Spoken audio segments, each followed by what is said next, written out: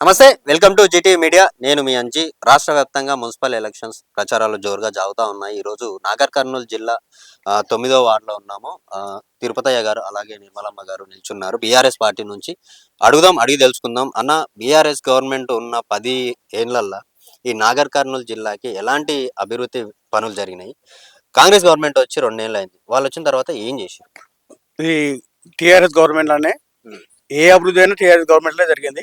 వీళ్ళు వచ్చి 2.5 సంవత్సరాలు అవుతుంది. ఏ అభివృద్ధి లేదు. టోటల్ గా జిల్లా కావడం, మెడికల్ కాలేజ్ కావడం, హాస్పిటల్ డెవలప్ కావడం, ప్రతిదీ బీఆర్ఎస్ గవర్నమెంట్ లోనే అయినాయి. కాంగ్రెస్ వచ్చినాక ఏ అభివృద్ధి కాలేదు ఇప్పటికి. అప్పుడు హరిజన్ రెడ్డి గారు ప్రారంభించిన పనులే వాళ్ళు ఇప్పుడు స్టార్ట్ చేస్తారు. ఈ రోడ్లు కానీ ఏది కానీ డ్రైనేజ్ కానీ ఏది కానీ అప్పుడు శాంక్షన్ అయినా ఇప్పుడు అవుతున్నాయి. కొత్తగా అంటూ ఏం పనులు ఇప్పటికి ఏం కాలేదు. కొన్ని పనులు పూర్తి చేసిన తర్వాత రిబన్లు మాత్రం కట్ చేస్తున్నారు. వాళ్ళు మొదలు పెట్టినా ఏమీ లేవు అని చెప్పేసి ఒక ప్రచారం జరుగుతుంది. అది 100% కరెక్ట్.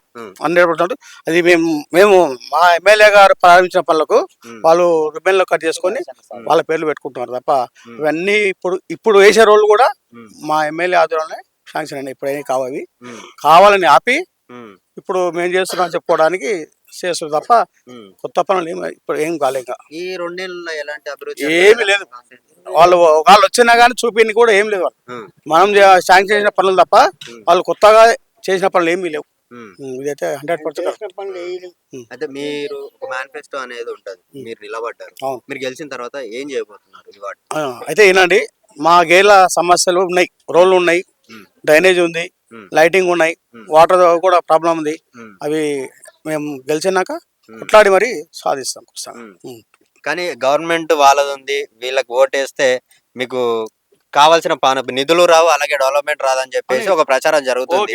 మరి ఎలా వాళ్ళు చెప్పుకుంటారు. నేను కూడా 100% ఒప్పుకుంటా. వాళ్ళు చెప్పుకుంటే ఇప్పుడు పని చేస్తాడు, ఏ విధంగానైనా చేస్తాడు, కొట్లాడతాడు. నా వాటికి ఎందుకేవు నిధులు, నాకు వచ్చే వాటా ఎందుకేవు, ప్రతి వాడికి ఇంత అమౌంట్ వస్తుంది, వాటా వస్తుంది, నా 10 నిధులు నాకు ఇవ్వండి, నేను అభివృద్ధి చేసుకుంటాను, నా వాటిని అభివృద్ధి చేసుకుని కొట్లాడి మరి చేస్తా. మర్రి గారు గతంలో ఉన్నప్పుడు మరి 10 ఏళ్ళు చేసినప్పుడు పెళ్లిళ్ళు చేశారు. ఆయన సొంత ఎంజేఆర్ ట్రస్ట్ మీద ఎన్నో చేశారు. వాటిల్లో మీ వాటి నుంచి ఎవరన్నా లబ్ధి పొంది? ఒక 3-4 ఉంటారు. వాళ్ళు ఇప్పుడు ఇక్కడ లేరు, అంటే ఉన్నారు. కానీ ప్రతి కాన్స్టిట్యున్సీలో లీడర్ ఓడిపోయిన తర్వాత ఆ బాధలో పబ్లిక్ దూరంగా ఉంటారు చాలా వరకు. మరి మీ మర్రి జనార్దన్ రెడ్డి గారు మీకు దగ్గరగానే ఉన్నాడా, లేకుంటే ఓడిపోయినా అని చెప్పేసి ఎనీ టైం మాకు ఎప్పుడంటే అప్పుడు అందుబాటులో ఉన్నాడు. ఆయన నేను ఓడిపోయినా నాకు సంబంధం లేదనే జోలి ఎప్పుడు రాదండి. నా నార్కల్ నిజంగా ఒకటే కాదు, అచ్చంపేట కూడా ఇన్ఛార్జ్గా దగ్గరుండి చూసుకుంటున్నాను. ఆయన అచ్చంపేట గోలబాలు బీజేపీలోకి పోయినా కూడా 2 నిజాలు దగ్గరుండి చూసుకుంటున్నాను. దూరం అనేది లేదైనా. ఆయన పట్టినంటే కష్టంగా చేస్తాడు ఆయన. ఎందుకు ఆయన పబ్లిక్ మీద అంత ప్రేమ? అరే నా ప్రజలు ఇబ్బంది పడకూడదు. ఈ రాజకీయం ఆయనకు అవసరం లేదు. ఆయనకున్న ఆస్తికి, ఆయన బిజినెస్ కి రాజకీయం ఆయనకు అవసరం లేదు. కాకపోతే నా ప్రజలు ఇబ్బంది పడుతున్నారు. ఆ ఇబ్బంది పడకూడదు. నేను వాడిని ఇబ్బంది వాళ్ళ పడకూడదు, వాళ్ళ వాడిని ఇబ్బంది ఏం పడకూడదు చెప్పి వాళ్ళని అభివృద్ధి చేయాలనే ఉద్దేశంతో ముందుకు వస్తున్నాడు. చేస్తాడు ఆయన. సొంత స్వలాభం కానీ స్వార్థపూరితమైన ఏం లేవు. ప్రజల కోసమే చేస్తున్నారు. ప్రజల కొరకే 100% ప్రజల కొరకే చేస్తున్నాడు. గవర్నమెంట్ శాంక్షన్ చేసినా చేయకుండా ఆయన సొంత నిధులతో కూడా చేసిన పనులు ఉన్నాడు. స్కూల్ బిల్డింగ్లు కానీ ఆయన చాలా చేసిండు. రేవంత్ రెడ్డి 6 గ్యారంటీలు ఇచ్చి గద్దెకెక్కారు. మరి ఈ విషయంలో మీకు ఆ 2500 కావచ్చు, పెన్షన్ 4000 కావచ్చు, ఇలాంటివన్నీ మరి లబ్ధి పొందుతున్నారా? ఏంటి లబ్ధి పొందుతలేము. మాకు ముందు ఫ్రీ బస్సులు తీసేస్తే మేము మొక్కుతాం ఆయనకు. మాకు ఫ్రీ బస్సులు వద్దు, అస్సలు వద్దు. ఎందుకని వద్దు? మాకు కొట్లాటలు ఆడోళ్ళు లేడీస్ ఎక్కితే ఆడ ఇవ్వలేదు, మాకు అస్సలు ఇవ్వలేదు. ఈ మధ్య బస్సులు కూడా ఆగట్లేదు, ఆపుతలేరు, స్టేజ్ లో కాడ ఆపుతలేరు. నిజమే. మాకు ఆడ ఆపుతుండ్రు ఇంతకు ముందు, ఇప్పుడు ఆపకం లేదు. ఇయ్యలేదు, ఇంకా ఇప్పటికి రాలే. అప్పుడు వచ్చినవి కానీ ఇప్పుడు రాలే. తెలంగాణ వచ్చినప్పుడు ఇచ్చిండ్రు, కేసీఆర్ ఇచ్చిండ్రు. ఇప్పుడైతే ఇప్పటికి రాలే. ఆయన బతుకమ్మ ఇందిరమ్మ చీరలను పెట్టిండు కానీ ఇప్పటికి రాలేదు. 2500 రానిలే. ప్రతి మహిళకు అకౌంట్లు వేస్తున్నాడు, రాలేదు. తులం బంగారు పెడతాడు రాలేదు, ఏది రాలేదు, సిలిండర్ 500కే రాలేదు. రోజు అనుకొని తినేవాళ్ళు 500 సిలిండర్లు ఇస్తున్నాడు, అది పోయింది. మహిళలకు ప్రతి నెలల 1500 వేస్తున్నాడు, అది పోయింది. ముసలోళ్ళకు 4000 పెంచుతాడు, అవే 2000 కట్ అయినాయి. 4000 నా బిడ్డ పింఛని ఇట్లా కట్ చేసిండు, నా బిడ్డ పింఛని ఇక్కలాం అది ఇట్లా కట్ చేసిండు, వచ్చే జీతం కూడా కట్ చేసిండు. మరి మీరు అందరు కలిసి ఎందుకమ్మా మరి గారిని ఓడగొట్టారు? మరిగారు మేము ఓడగొట్టలే, అక్కడి నుంచే ఓడిపోయినాడు. ఇప్పుడు మేము గెలిపించుకుంటాం మరిగారిని, పక్క గెలిపించుకుంటాం. మాకు సత్తా ఉంది. నాకు ఆ సార్ కావాలి, మేము గెలిపించుకుంటాం. కంపల్సరీ సార్ కావాలి, మరి సార్ గెలిపించుకుంటాం. ఏంటమ్మా సన్నబియ్యం వస్తున్నాయా మీకు? అదే success అయ్యామా? సన్న బియ్యం తినడానికని కావాలి, చుక్కవచ్చిన బియ్యం తినే బియ్యం అయితే కావాలి. సన్నగా చేసి ఇస్తున్నారు, అందులో కూడా మళ్ళీ ప్లాస్టిక్ ఇట్లా కలుస్తున్నాయి కూడా. అందులో సన్నవి కావాలి, అప్పుడే రైతు ఎట్లా పండించినవి మనం తీసుకునేవి అవి వేరే ఇవి ఎట్లున్నాయి తేడాగా ఉన్నాయి. కావాలి సన్న బియ్యం కావాలి. ఇలాంటి కాలేజీ స్టూడెంట్ కు స్కూటీలు ఇస్తున్నాడు, ఇప్పటికి ఒక్క స్కూటీ లేదు. కళ్యాణ లక్ష్మి వెంబడి 1 తులం బంగారు పెడుతున్నాడు, ఒక్క తులం కూడా ఇప్పటికి ఎవరికి పెట్టలేదు. ఇవన్నీ ఏది కాదు అది నుంచి కాని తెలంగాణ అభివృద్ధి కావాలంటే మళ్ళా టిఆర్ఎస్ రావాల్సిందే, కేసీఆర్ చేయాల్సిందే. పనులని ఏ పనులైనా ఆయన చేయాల్సిందే. ఈ గవర్నమెంట్ ఏం చేయలేదు. ఇప్పుడు మీరు మెజారిటీని ఎందుకు ఓడగొట్టిన అంటారు, మెజారిటీ ఎవరు ఓడగొట్టలే.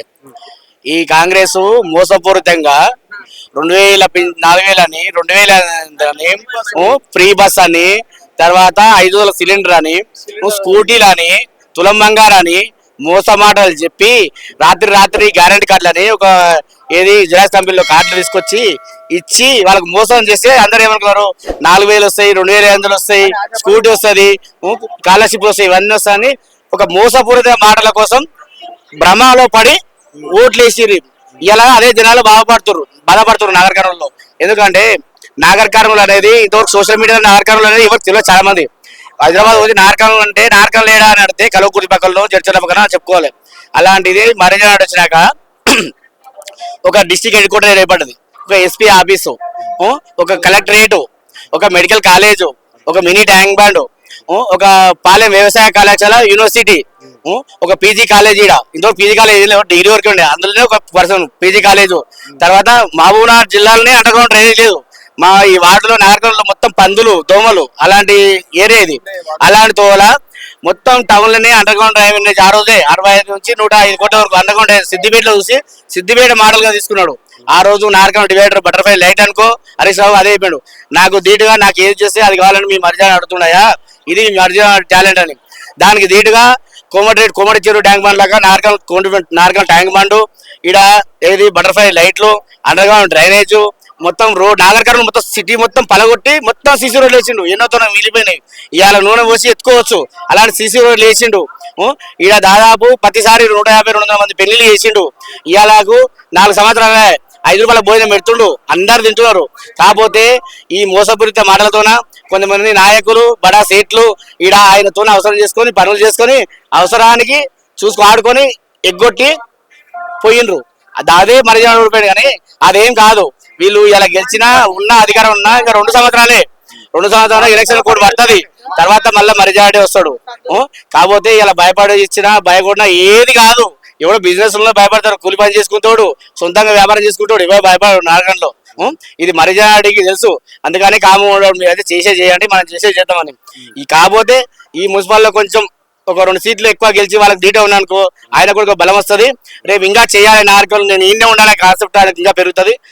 ఆయన అభివృద్ధి చేస్తాడు నాగరికంలో అందరూ అంటారు మర్యాదనే చేస్తారని. వీళ్ళంతా బోగస్ మాటలు. ఈ వార్డులో 14 ఓట్లు ఉంటే 16 గల్లీలు ఉండేవి. ఇటువంటి రోడ్లు వేసుకోవడం ఇప్పటికి 16 గల్లీలు వాళ్ళు చెప్పాను. నేను చెప్తా 16 గల్లీలకు ఇది ఒక రోడ్డు, ఈ అడ్డ రోడ్డు, ఒక 3 రోడ్లు ఇప్పుడు వేస్తున్నారు ఆయన. కత్తిమే మొత్తం రోడ్లు మర్యాద వేసాడు, మొత్తం అండర్ గ్రౌండ్ ఆయన వేసాడు. ఈయన అండర్ గ్రౌండ్ పైప్ లైన్ ఒక ఫీట్ కూడా ఇంతవరకు ఏమీ లేదు. అది కూడా ఏంది 3-4 టెంకాయలు కొట్టి చేసి ఇవాళ వేస్తున్నాడు. ఇది మర్యాద అంటే వాళ్ళకి భయం. చేస్తున్నాం చెప్తారంటే చెప్తారు వాళ్ళు కూడా, సరే ఏద్దామని. సరే ఎందుకంటే అధికారం ఉంది, కొంతమంది చెప్పొచ్చు, కొంతమంది చెప్పబోవచ్చు. ఎందుకు గేరోలే కదా. ఇప్పుడు 10 వాటిలు ఎట్లా ఉంటుంది అంటే 10 వార్డులు అంటే మనకు అర్ధ గంట సేపు తిరిగితే ఒక వార్డు అయిపోతుంది. ఇప్పుడు ఆ పార్టీకి నుంచి ఈ వార్డు వాళ్ళు ఉంటారు, ఈ పార్టీకి నుంచి ఈ వార్డు వాళ్ళు ఉంటారు. నిశ్చయాలు ఎందుకు వేసేది ఓటు వేస్తాం అనే కాన్సెప్ట్ 50% చెప్తారు. కాదురా భయ్ మేము మరిజాడికి వేస్తాం అంటే వాళ్ళు ఇలాంటి వాళ్ళు నాలాంటి వాళ్ళు అరే భయ్ వాటిని అన్ని చేసేది ఉంది. వాళ్ళు ఎట్లా చేస్తారు, ఒక పార్టీకి వాళ్ళు ఎట్లా సింబల్ మీద పోటీ చేస్తారు, మనం పార్టీకి సింబల్ పోటీ చేస్తున్నాం. వాళ్ళు ఏ విధంగా ప్రజలకు చెప్తారో మనం కూడా అదే విధంగా చెప్తున్నాం. నీ వ్యక్తిగతంగా నిన్ను విమర్శిస్తలేము, మమ్మల్ని విమర్శిస్తలేము, దానికి ఏముందని మేము అనుకుంటాం. కొంతమంది ఓటర్లు అనుకుంటారు ఎందుకు రాబోయే వాళ్ళతో కొంతమంది ఉన్నారు. అది మెజారిటీ పీపుల్ మాత్రం మెజారిటీకి అనుకూలంగా ఉందని నా అభిప్రాయం. ఆ పక్క మున్సిపల్ మాక్సిమం వాళ్ళకి 3 ఉన్నాయి. 24 వార్డుల్లో 14 గెలవాలి. 14 గెలిస్తే బీఆర్ఎస్ కష్టం చేసుకుంటది.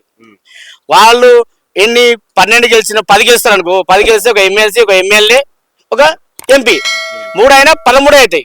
ఈ 14 గెలిస్తే అయితే మాకు కాన్ఫిడెన్స్ ఉంది, ఆ సత్తా ఉంది, చూపిస్తాం.